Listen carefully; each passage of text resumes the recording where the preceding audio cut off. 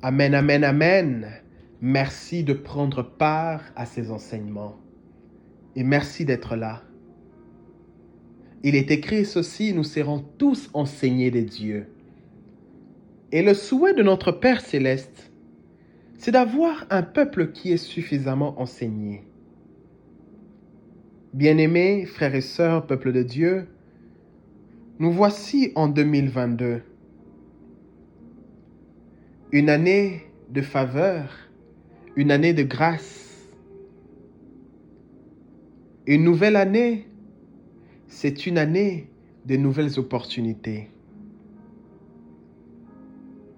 Que 2022 offre à tout un chacun le bonheur, la bonne santé, la paix et la réussite. Que le 12 mois à venir soient des mois exceptionnels. Que par vos mains, des signes extraordinaires puissent se produire au nom puissant de Jésus-Christ. Que l'ombre protectrice de notre Seigneur puisse couvrir vos vies ainsi que les vies de vos proches et de toutes les familles. Car je crois qu'en 2022, l'Esprit de Dieu va se mouvoir avec force. Et le Seigneur déversera son onction sur tout être humain. Amen, amen, amen. Notre thème de ce soir, la parole que Dieu m'a mis à cœur d'annoncer, voici le signe qui accompagneront ceux qui auront cru. Voici le signe qui accompagneront ceux qui auront cru. On peut dire ça autrement. Voici le miracle qui accompagneront ceux qui deviendront croyants. À tous ceux qui ont cru, elle a donné le pouvoir de devenir enfants de Dieu. Et cette parole que nous avons reçue, c'est une parole vivante venant de Dieu. Amen, amen. Voici le signe qui accompagneront ceux qui auront cru. Je vous demanderai de prendre avec moi une portion des Écritures. Nous allons commencer par lire dans Marc chapitre 16, à partir du verset 15 jusqu'au verset 20.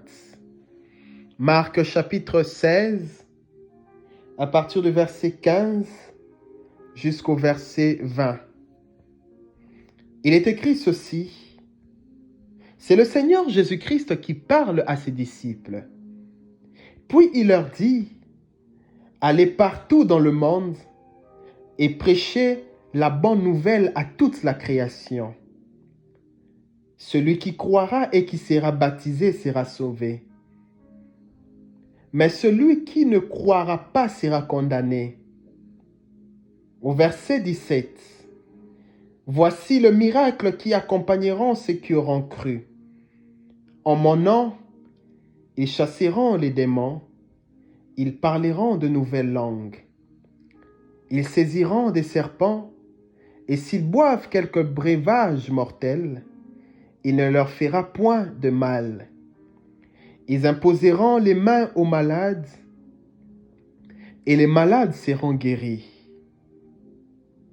Le Seigneur, après leur avoir parlé, fut enlevé au ciel, et il s'assit à la droite de Dieu. Et les disciples s'en allèrent prêcher partout, et le Seigneur travaillait avec eux, et confirmait la parole par les miracles qui les accompagnaient. Allez partout dans le monde et prêchez la bonne nouvelle à toute la création. Amen, amen, amen. Bien-aimé peuple de Dieu, le Seigneur Jésus-Christ, après sa résurrection, il va apparaître à ses disciples. La Bible nous révèle, toujours dans Marc chapitre 16, mais à partir du verset 14, le Seigneur Jésus-Christ va se révéler aux 11 disciples. Et pendant qu'il partageait un repas avec eux, il va leur reprocher leur manque de foi. Car les disciples s'étaient obstinés à ne pas croire à la résurrection du Christ. Mais lorsque le Christ les a apparus et il les a prouvés de plusieurs manières qu'il était bien vivant, c'est alors qu'ils ont cru. Mais avant cela, il les a d'abord reprochés. Et lorsqu'ils ont cru, Jésus-Christ a dit ceci à ses disciples. Je vous envoie partout dans le monde. Allez dans le monde entier. Allez annoncer l'évangile, qui est la bonne nouvelle, à toute la création. Et celui qui croira et qui recevra cette parole sera sauvé. Mais celui qui refusera de croire, celui-là sera condamné. Et il continue en disant à ses disciples, voici les miracles qui accompagneront ceux qui auront cru. En d'autres termes, voici le signe extraordinaire qui accompagneront ceux qui deviendront croyants. Et ces miracles vont se produire en mon nom. C'est en mon nom qu'ils chasseront des démons. C'est en mon nom qu'ils parleront des langues nouvelles. C'est en mon nom qu'ils saisiront des serpents dans leurs mains. C'est en mon nom. S'ils boivent un breuvage mortel, cela ne leur fera aucun mal. Et ils poseront les mains sur les malades, et les malades seront guéris. Quelle belle promesse que le Seigneur Jésus-Christ a faite pour tous ceux-là qui croient en son nom. La Bible dit, lorsque les disciples sont partis, lorsqu'ils ont respecté l'ordre des missions qu'ils avaient reçu, le Seigneur agissait avec eux et il confirmait la parole que les disciples annonçaient par des signes et des prodiges. Et ce soir, Dieu me dit de te dire que 2022, par tes mains, les malades seront guéris. Il y aura des signes étonnants. Pourquoi? Parce que tu as cru en lui. Celui qui croira et qui sera baptisé, celui-là sera sauvé. Mais celui qui refusera de croire, il sera condamné. Le Seigneur Jésus-Christ confie l'autorité et le pouvoir à ses serviteurs. Et lorsqu'il parlait avec ses disciples, il devait être enlevé au ciel et s'asseoir à la droite des dieux. Car il avait terminé sa mission sur terre. Il devait partir. Il devait quitter le disciple. Mais de la même façon que Jésus-Christ annonçait la parole de Dieu, de la même façon qu'il faisait des miracles, il voulait de même pour ses serviteurs. Il voulait qu'il y ait une continuité, que les choses ne puissent pas s'arrêter, malgré son absence, mais que l'enseignement soit répandu partout dans le monde. Qu'il y ait des miracles qui se produisent. Et lorsque nous étudions les Saintes Écritures, nous remarquons, après sa mort, le 3e jour, il va sortir du séjour de mort. La mort n'avait aucun pouvoir de le retenir. Son corps n'était plus dans la tombe.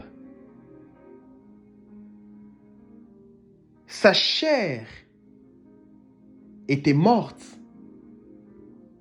mais son esprit était en mouvement. Son esprit était bien vivant. Et le Seigneur Jésus-Christ va se révéler dans la dimension de l'esprit. Un esprit, mais enveloppé d'un corps. Et il va parler à ses disciples.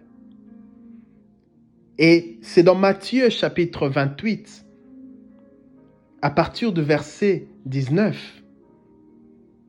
Matthieu chapitre 28, à partir du verset 19. Après sa résurrection, les disciples devaient rencontrer le Seigneur en Galilée. Ils vont se rendre en Galilée. C'était là le lieu de rencontre.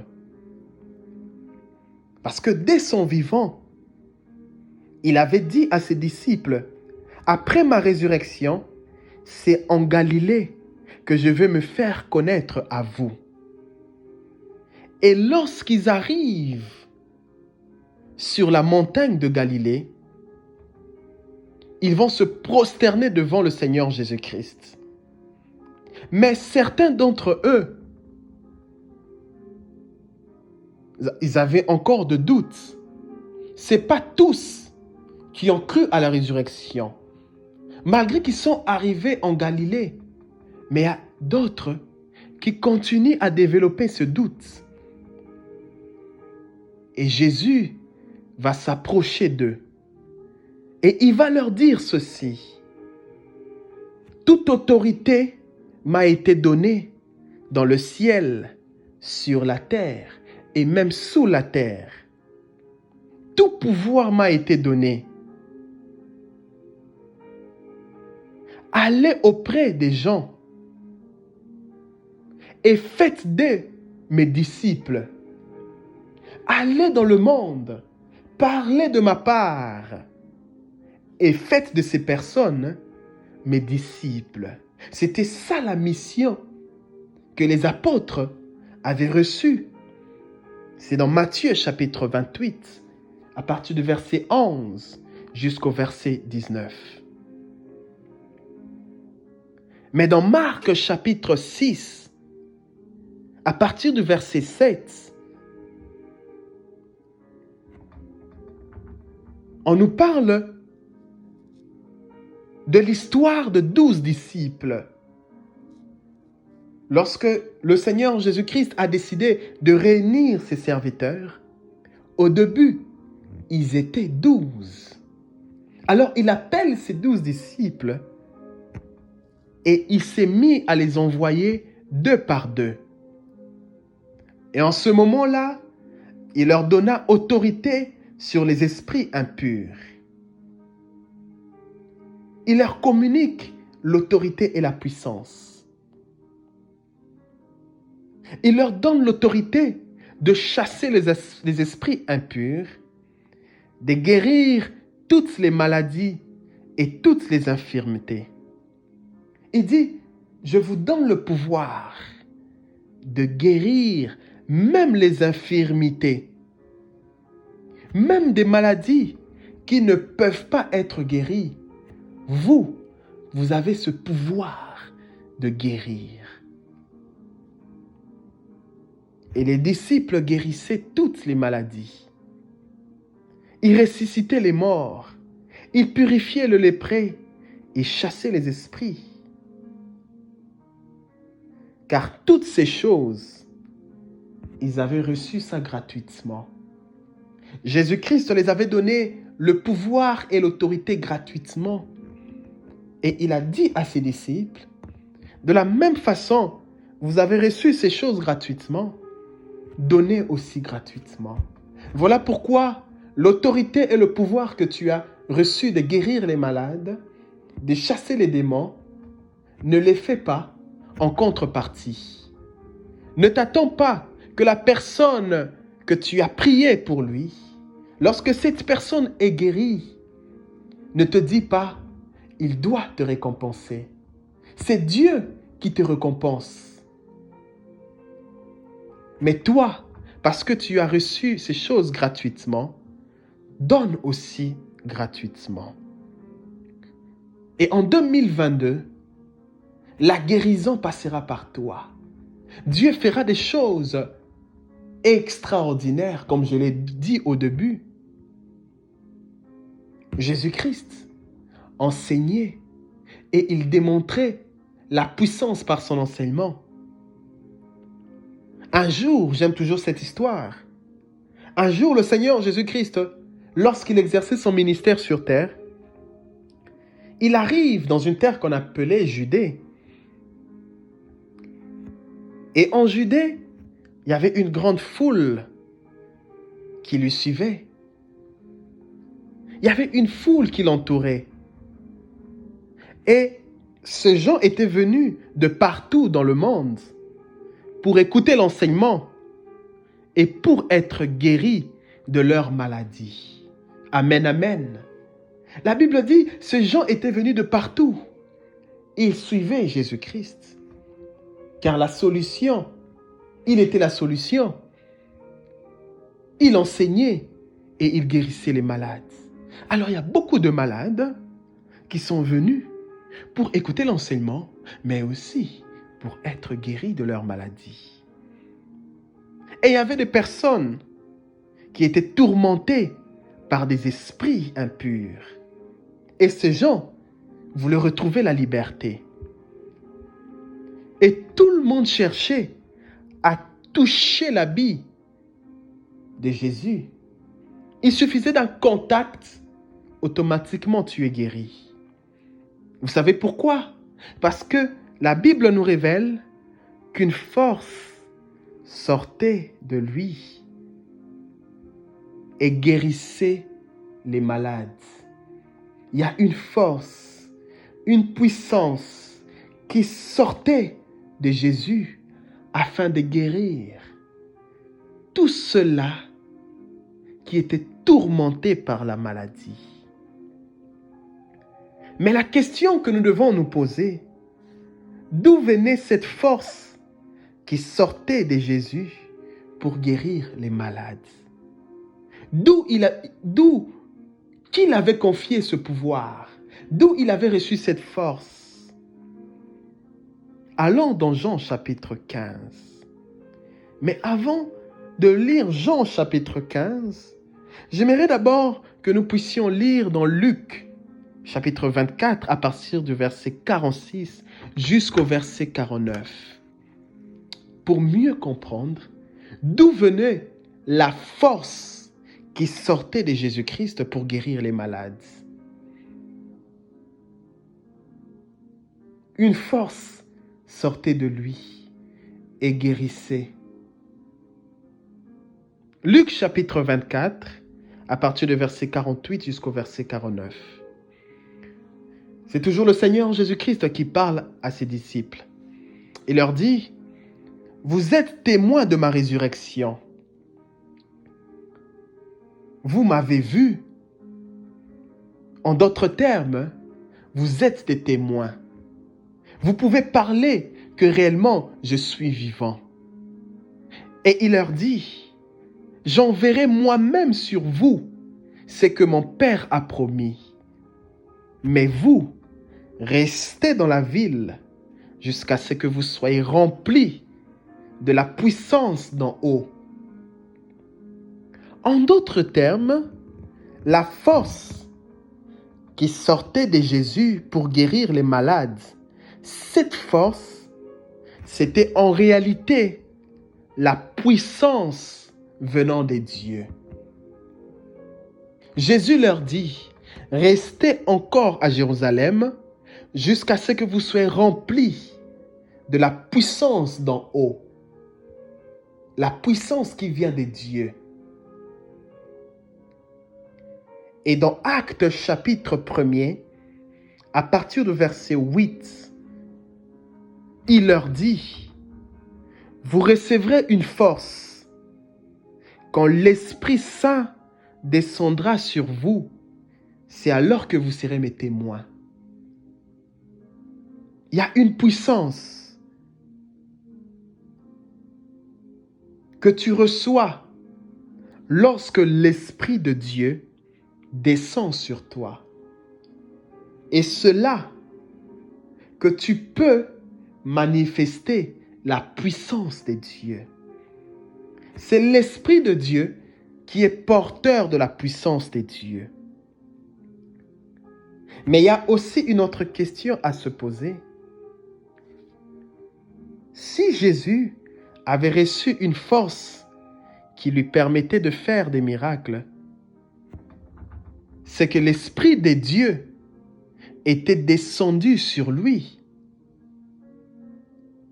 Car les Saintes Écritures nous révèlent que l'Esprit de Dieu est celui qui transmet la force venant d'en haut.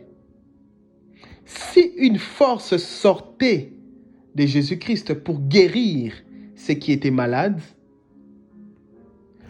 c'est-à-dire que lui avait reçu l'Esprit de Dieu. L'Esprit de Dieu était venu habiter en lui. Mais à quel moment l'Esprit est descendu sur Jésus? Allons découvrir ce que disent les Écritures. À quel moment Jésus a reçu l'Esprit de Dieu? Dans Luc chapitre 3, à partir du verset 22, Luc chapitre 3, à partir du verset 22, la Bible nous révèle, pendant que tout le peuple se faisait baptiser, Jésus aussi fut baptisé. Et pendant qu'il priait, le ciel s'ouvrit et l'Esprit de Dieu est descendu sur lui sous une forme corporelle comme une colombe. Et une voix se fit entendre des cieux. Tu es mon fils bien-aimé. En toi, j'ai trouvé toute ma joie. En toi, j'ai placé mon affection. C'est le jour de son baptême qu'il a reçu l'Esprit de Dieu. L'Esprit de Dieu est venu habiter dans Jésus-Christ. L'Esprit est venu demeurer en lui. Et après qu'il ait reçu l'Esprit, c'est là qu'il a commencé son ministère. C'est là qu'il a commencé à servir Dieu. C'est là que par ses mains, des miracles se produisaient. C'est là qu'une force sortait de lui et apportait la solution aux problèmes des gens. Et dans Luc chapitre 4, à partir du verset 14, après qu'il ait reçu l'Esprit, Jésus entre en Galilée. La Bible nous révèle qu'il était revêtu de la puissance de l'Esprit. Lorsqu'il retourne en Galilée, il était revêtu de la puissance du Saint-Esprit. On s'est mis à parler de lui dans toutes les régions de la Galilée. Sa renommée a été répandue. C'est là qu'il a commencé à enseigner dans des synagogues. Et tout le monde faisait son éloge. Tout le monde le glorifiait. Pourquoi? Parce que ce qu'il disait, un homme ne pouvait pas avoir une telle connaissance.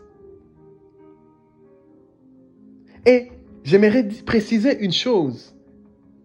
Tout ce que Jésus a accompli sur terre, il a fait cela avec l'aide du Saint-Esprit. Lorsque le Saint-Esprit est venu, la puissance s'est transmise. Il a reçu cette puissance, ces revêtements de puissance. Amen, amen. Et j'aimerais te dire ce soir, la puissance de Dieu existe dans tout un chacun. Vous savez pourquoi? Nous allons découvrir cela. L'homme, l'être humain, a été créé par l'Esprit de Dieu, n'est-ce pas? Tu as été créé par l'Esprit de Dieu. C'est le souffle du Dieu Tout-Puissant qui nous anime. Si nous sommes créés par l'Esprit de Dieu, c'est que la puissance de Dieu existe dans tout un chacun. Tu ne peux pas recevoir l'Esprit de Dieu et rester le même. Automatiquement, tu reçois la puissance. Jésus-Christ est l'œuvre du Saint-Esprit.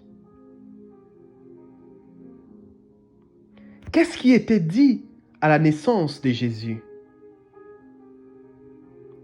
Lorsque l'ange de l'Éternel a apparu à Joseph, il dit à Joseph, dans Matthieu chapitre 1er, à partir du verset 20, l'ange dit à Joseph, « Marie, ta femme, sera enceinte. Marie enfantera un enfant.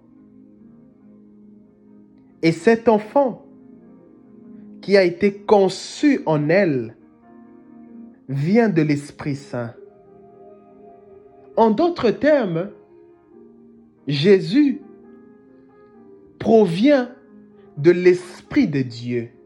C'est l'Esprit de Dieu qui lui a engendré. Voilà pourquoi il est appelé Fils de Dieu. Tous ceux qui ont reçu l'Esprit de Dieu sont appelés enfants de Dieu. Et j'aimerais te rassurer ce soir, l'Esprit de Dieu demeure en toi. Je veux te le prouver dans les Saintes Écritures. Allons dans Jean chapitre 15. Dans Jean chapitre 15, Jean nous révèle la promesse de l'envoi de l'Esprit Saint, car Jésus avait promis à son départ d'envoyer l'Esprit de Dieu.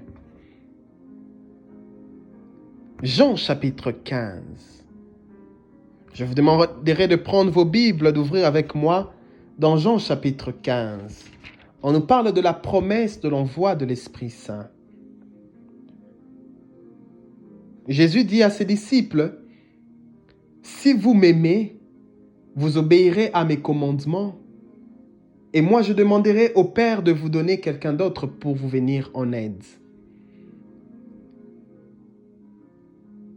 Je demanderai au Père de vous donner quelqu'un d'autre pour vous aider, qui sera avec vous pour toujours.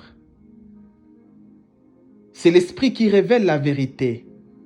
Le monde ne peut pas le recevoir parce qu'il ne le voit pas et ne le connaît pas. Mais vous, vous le connaissez parce qu'il demeure avec vous et qui sera toujours en vous. Je ne vous laisserai pas seuls comme des orphelins. Je viendrai auprès de vous. » Dans Jean chapitre 14, Jean chapitre 14, à partir du verset 15, ce n'est pas Jean chapitre 15, mais c'est Jean chapitre 14, à partir du verset 15. « Si vous m'aimez, vous obéirez à mes commandements, Et moi je demanderai au Père de vous donner quelqu'un d'autre pour vous venir en aide, qui sera avec vous pour toujours. C'est l'Esprit qui révèle la vérité.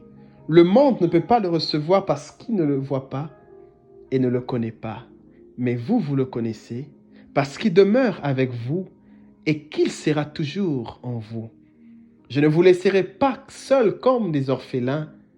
Je viendrai auprès de vous. Et toujours dans Jean chapitre 14, mais à partir du verset 25, Jésus continue en leur disant, « Je vous ai dit cela pendant que je suis encore avec vous. Celui qui doit vous venir en aide, l'Esprit Saint que le Père enverra en mon nom, lui, il vous enseignera toutes choses et vous rappellera tout ce que je vous ai dit. » Amen, amen. Bien-aimés, peuple de Dieu, dans ce texte, dans Jean chapitre 14,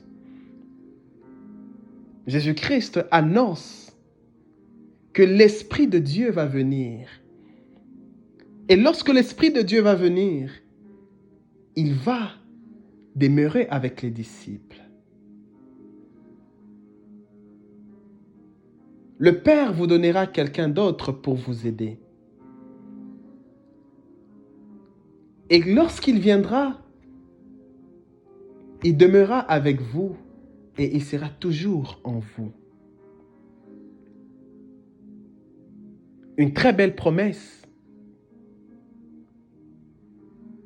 Mais pourquoi Jésus-Christ va promettre à ses disciples l'arrivée du Saint-Esprit? Premièrement, le Christ devait partir. Il devait s'asseoir à la droite du Père. Alors il va préparer ses disciples pour que ses disciples ne soient pas surpris de son départ. Et ce jour-là, pendant qu'il enseignait, il leur donne cette révélation. Si vous m'aimez, vous obéirez à mes paroles. Et moi, je demanderai au Père de vous donner quelqu'un d'autre pour vous aider. Ce jour-là, ils ont découvert l'un des plus grands secrets, le secret qui introduit les hommes dans la puissance. C'est l'arrivée du Saint-Esprit. Car le Saint-Esprit n'est pas simplement une force. Le Saint-Esprit, c'est une personne invisible. Mais lorsqu'elle arrive, elle vient dans toute la puissance de Dieu. Et Jean nous parle aussi de l'œuvre du Saint-Esprit dans la vie d'un croyant. Qu'est-ce que le Saint-Esprit fait réellement? Est-ce qu'il emmène uniquement la puissance ou il exerce d'autres tâches dans la vie d'un croyant? Mais dans Jean chapitre 15, à partir du verset 26 jusqu'au verset 27, Jésus va d'abord dire à ses disciples que les gens ne croient pas forcément que Dieu m'a envoyé. Il y a des gens qui refusent de croire que je suis l'envoyé de Dieu. Il y aura de temps de persécution. Mais lorsque l'Esprit viendra, il me rendra témoignage. Car c'est l'Esprit qui convaincra au monde en ce qui me concerne. C'est l'Esprit de Dieu qui rend témoignage que réellement Jésus-Christ est l'envoyé de Dieu. Jésus-Christ a dit ces choses aux disciples afin qu'ils ne puissent pas abandonner la foi. Dans Jean chapitre 16, il dit à ce disciple ceci: « Je ne vous ai pas parlé dès le commencement, car j'étais avec vous. Mais maintenant, je m'en vais auprès de celui qui m'a envoyé, et aucun d'entre vous ne me demande, où vas-tu? Mais puisque je vous ai dit ces choses, la tristesse a rempli votre cœur. Cependant, je vous dis la vérité, il vaut mieux pour vous que je m'en aille. Car si je m'en vais pas, celui qui doit vous venir en aide ne viendra pas à vous. Mais si je m'en vais, je vous l'enverrai. Je ne vous ai pas parlé dès le commencement, car j'étais encore avec vous. Mais l'heure est arrivée que Jésus-Christ doit annoncer l'arrivée du Saint-Esprit. Il dit, j'ai remarqué que la tristesse a rempli votre cœur. Bien-aimés, vous savez, les disciples ont reçu la révélation du Saint-Esprit dans un temps de crise, dans un temps où la tristesse avait rempli leur cœur. Jésus a annoncé qu'il devait leur quitter. J'imagine quelle tragédie. Eux qui avaient placé tout leur espoir, leur confiance, ils ont tout arrêté pour suivre Jésus-Christ. Jésus-Christ était comme leur bouclier. Ils étaient en sécurité auprès de lui. Auprès de Jésus, ils avaient tout. Mais Jésus doit partir. Quelle tristesse! Mais Jésus, il leur dit, je dois partir. Il vaut mieux pour vous que je m'en aille. C'est à votre avantage. Car si je m'en vais pas, le Saint-Esprit ne viendra pas. Car c'est le Saint-Esprit qui doit vous aider. Et lorsque cette phrase est bien comprise, alors nous pouvons comprendre l'utilité et l'importance du Saint-Esprit dans la vie d'un enfant de Dieu. Pourquoi l'arrivée du Saint-Esprit devait être un avantage? Amen, amen. Pourquoi Jésus déclare qu'il est avantageux que je m'en aille? Premièrement, le Saint-Esprit, il est celui qui devait conduire les disciples dans la vérité tout entière. Je reprends. Le Saint-Esprit, il est celui qui devait conduire les disciples dans la vérité tout entière. Car il y a des choses qui devaient entendre uniquement par le Saint-Esprit. C'est le Saint-Esprit qui devait donner la force aux disciples de supporter certaines vérités. Voilà pourquoi Jésus-Christ leur dit, dans Jean chapitre 16, il leur dit, Jean chapitre 16 à partir du verset 12, il leur dit, j'ai encore beaucoup de choses à vous dire, mais vous ne pourriez pas le supporter maintenant. Mais quand lui, l'Esprit qui révèle la vérité viendra, il vous conduira dans la vérité tout entière. Bien-aimés, frères et sœurs, peuple de Dieu, il y a des choses que seul l'Esprit peut te dire. Et lui, il peut te donner la force de supporter ce qu'il te dira. Voilà pourquoi le Christ a dit à ses disciples, soyez dans la joie. Il est avantageux pour vous, car le Saint-Esprit, il vous conduira. Amen, amen, amen. Bien-aimés, dans 1 Corinthiens, chapitre 2, à partir du verset 10, l'apôtre Paul dit ceci, Dieu nous les a révélés par l'Esprit. Il y a certaines révélations que tu recevras uniquement lorsque l'Esprit te parlera. Car l'Esprit, lui, il sonde tout. Il sonde même le profondeur de Dieu.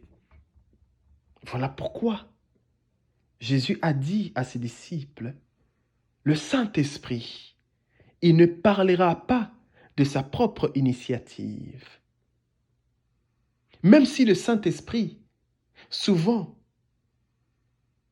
il fait ce qui lui semble bon, il distribue le don selon sa propre volonté, mais ici, Jésus veut nous faire comprendre que le Saint-Esprit ne parle pas forcément de sa propre volonté.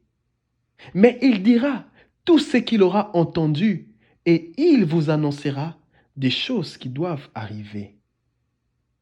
Il manifestera ma gloire parce qu'il prendra ce qui est à moi et il vous l'annoncera. Amen, amen. Premièrement, on a dit que le Saint-Esprit, il est celui qui nous conduit dans la vérité tout entière. Deuxièmement, le Saint-Esprit, il est celui qui nous aide. Il est notre avocat, il est notre défenseur, il est notre soutien, mais il est aussi notre consolateur. Voilà pourquoi dans Romains chapitre 8, à partir du verset 26, il est écrit ceci: l'Esprit nous aide dans notre faiblesse, car nous ne savons pas ce qui nous convient quand nous prions. Souvent nous manquons des mots, mais l'Esprit, lui, il prie en notre faveur. Il fait connaître à Dieu nos besoins. Et lorsque l'Esprit de Dieu prie pour nous, le Père comprend ce qu'il nous faut. Le Père comprend ce que l'Esprit Saint veut demander, car l'Esprit prie en faveur de croyants comme Dieu le désire. L'Esprit prie conformément à la volonté de Dieu. Voilà pourquoi il est celui qui nous soutient. Dans nos faiblesses, il est notre aide. Pourquoi il est appelé le consolateur? Parce que il est celui qui console. Les disciples, ils étaient remplis de tristesse. Mais il y a un consolateur qui devait venir. Il est celui qui efface tes larmes. Il essuie tes larmes. Il devait leur donner la force de surmonter les épreuves. Voilà pourquoi il est appelé le consolateur. Mais j'aime aussi la mission du Saint-Esprit. Lorsqu'il vient dans la vie d'un croyant, il vient pour nous introduire dans les mystères des dieux, dans les choses cachées. Mais lui, il nous révèle cela. L'apôtre Paul dit, c'est par révélation que Dieu m'a fait connaître le mystère caché. C'est par révélation que Dieu m'a fait connaître ce qui était caché. Et comment nous recevons cette révélation? C'est grâce à l'Esprit de Dieu. Et malgré les promesses, l'Esprit devait venir. Mais à quel moment l'Esprit est arrivé?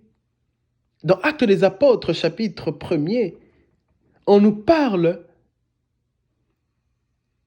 que l'Esprit devait venir.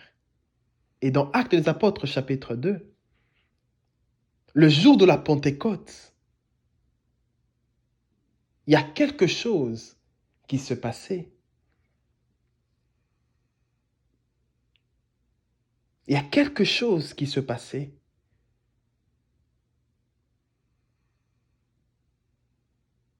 À Jérusalem, il se montre à ses disciples. Il leur parle et il leur prouve de plusieurs manières qu'il est bien au milieu d'eux. Et un jour, pendant qu'ils étaient réunis, ils partageaient un repas. Et Jésus leur dit, « Restez encore, ne vous éloignez pas de Jérusalem, mais attendez l'arrivée du Saint-Esprit. Je vous ai annoncé cela avant mon départ, et maintenant, je suis prêt à partir. Je vous annonce encore, ne vous éloignez pas de Jérusalem. » Et cette promesse va s'accomplir le jour de la Pentecôte. La Bible nous révèle que les disciples, ils avaient l'habitude de se réunir pour prier. Non seulement les disciples, mais il y avait aussi un nombre de croyants. Ils avaient rejoint les disciples. Alors ce jour-là, ils se sont réunis dans une maison, comme d'habitude, pour prier. Et tout à coup, pendant qu'ils priaient, un vent va souffler. Et ce vent va remplir toute la maison où ils étaient assis. Et c'est ce jour-là qu'ils ont reçu l'Esprit de Dieu. La Bible nous dit, ce jour-là, ils furent tous remplis du Saint-Esprit. Et depuis ce moment-là, l'Esprit de Dieu n'a jamais quitté le croyant. L'Esprit de Dieu est venu demeurer en eux éternellement. Car lorsque l'Esprit était descendu, Pierre, l'un des disciples qui s'appelait Pierre, il va faire cette déclaration, il va dire, dans le dernier jour, Dieu avait prévu de répandre son esprit sur tout être humain. Voilà ce qui se manifeste aujourd'hui. Ces personnes ont reçu l'Esprit de Dieu. Dieu dit, en ce temps, je susciterai des signes étonnants sur terre. Pourquoi? Parce que ces gens ont reçu l'Esprit. Et lorsque tu reçois l'Esprit de Dieu, tu peux faire les œuvres de Jésus-Christ. Voilà pourquoi, lorsque Pierre et Jean, le jour de la Pentecôte, ont reçu le Saint-Esprit, ils vont guérir un homme qui était impotent, un homme infirme. Pendant plusieurs années, il ne marchait pas. Il était inutile dans la société. Mais ce jour-là, Pierre va dire à cette personne, je n'ai ni or ni argent à te donner, mais ce que j'ai, je te le donne. Lève-toi au nom de Jésus-Christ et marche. Cet homme se levait, il a repris la force et les gens étaient étonnés. Un homme qui était impotent depuis sa naissance. Mais il vient de recevoir un miracle. La Bible dit, lorsqu'ils ont reçu le Saint-Esprit, ils annonçaient la parole de Dieu avec assurance.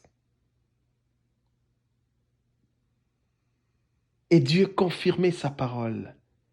L'Église a vu le jour. Il y a une naissance de l'Église. Le nombre de croyants ne faisait que s'agrandir. Et bien-aimés, frères et sœurs, peuple de Dieu, tu peux réclamer cette puissance que Jésus-Christ nous a promis. S'il a fait des signes étonnants avec les apôtres d'autrefois, il peut le faire aussi avec toi et moi.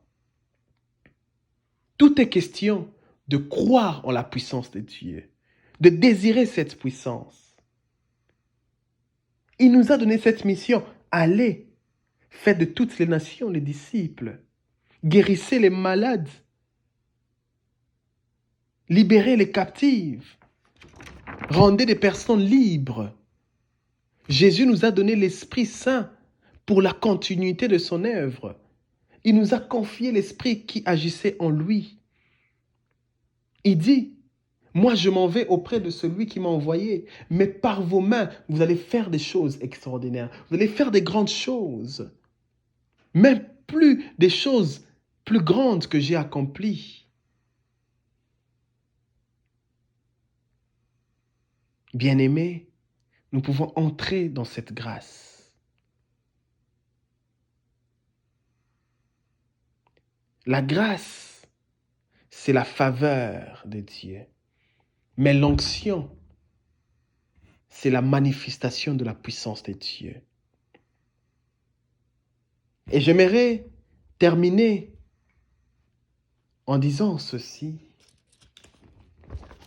Dans Ésaïe chapitre 43, à partir du verset 18, le Seigneur leur dit, ne pensez plus au passé et ne vous préoccupez plus de ce qui est derrière vous, car je vais faire du nouveau. Je suis sur le point de commencer une nouvelle histoire, d'ouvrir un nouveau chemin. Dans le désert, j'ouvrirai un chemin. Autrefois, nos pères nous ont raconté les exploits que Dieu a accomplis au milieu d'eux. Lorsqu'il n'y avait pas de chemin, Dieu a créé un chemin. Dans Psaume 44, David dit ceci: « Éternel, nous avons entendu de nos propres oreilles. Nos parents, nos grands-parents nous ont raconté ce que toi-même tu as réalisé de leur vivant il y a longtemps. Pour les établir, tu as dépossédé des peuples. Pour leur faire de la place, tu as mis à mal des populations. Quand ils ont possédé le pays, ce n'est pas grâce à leur épée, ce ne sont pas leurs bras qui leur ont assuré la victoire, mais c'est ton intervention en force. C'est la lumière de ta face qui les a sauvés. » Et j'aimerais dire une chose ce soir. Grâce à l'onction du Saint-Esprit, grâce à l'Esprit de Dieu qui est en toi, tu n'auras plus à écouter, mais tu auras à vivre en temps réel la manifestation des exploits des dieux. Je reprends. Grâce à l'Esprit de Dieu qui est en toi, tu n'auras plus à écouter. On ne va plus te dire, voilà ce que Dieu a fait autrefois. Non. Dieu va commencer à agir au travers de toi. En ce temps-là, l'Esprit de Dieu ne demeurait pas avec nos pères. L'Esprit venait et il partait. Mais en ce moment, l'Esprit de Dieu demeure en nous. Voilà pourquoi Job, de son vivant, dans Job chapitre 42, à partir du verset 5, Job dit ceci: « Seigneur, mon oreille avait entendu parler de toi, mais maintenant, mes yeux t'ont vu. Hier, on m'a parlé de toi. Tu es celui qui guérit. Tu es celui qui fait des hommes, des disciples, et leur donne la puissance et l'autorité. On m'a parlé de ces choses, mais maintenant, introduis-moi dans cette dimension. Moi aussi, mes yeux ont besoin de voir. » Alléluia. 2022, tes yeux verront. Tu verras des miracles qui se produiront par tes mains. Ésaïe chapitre 55. Pour clôturer notre prédication, Ésaïe 55, nous allons lire à partir du verset 8 jusqu'au verset 11. Ésaïe 55 à partir du verset 8 jusqu'au verset 11. En effet, dit le Seigneur, ce que je pense n'a rien de commun avec ce que vous pensez, et vos façons d'agir n'ont rien de commun avec le mien. Il y a autant de distance entre ma façon d'agir et la vôtre, entre ce que je pense et ce que vous pensez. De la même façon, il y a une très grande distance entre le ciel et la terre. C'est de la même façon entre le pensée de l'homme et le pensée des dieux. Et il continue, il leur dit, la pluie et la neige tombent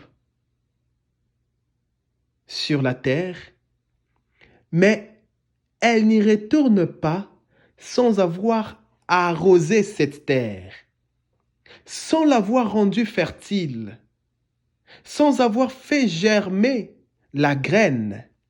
Elle procure ainsi de la sémence au semeur et du pain à celui qui a faim. Eh bien, il en est de même pour la parole qui sort de ma bouche. Elle ne revient pas à moi sans avoir produit d'effet, sans avoir réalisé ce que je veux, sans avoir atteint le but que je lui ai fixé. Et ce soir, j'aimerais te dire, de la même façon, tu as pris ton temps à écouter la parole de Dieu. Cette parole est sortie de la bouche de l'Éternel. Cette parole finira par produire un effet. Cette parole va se réaliser dans ta vie. Cette parole va atteindre le but que Dieu a confié. Car en 2022, l'Esprit de Dieu qui est en toi produira des grands résultats. Que le Seigneur vous bénisse, qu'il fasse briller sur vous sa lumière, qu'il nous garde, que ce fléau qui se propage ne puisse pas atteindre vos familles. Et il sera ainsi. Bonne année 2022. À nous revoir prochainement pour d'autres enseignements. Shalom.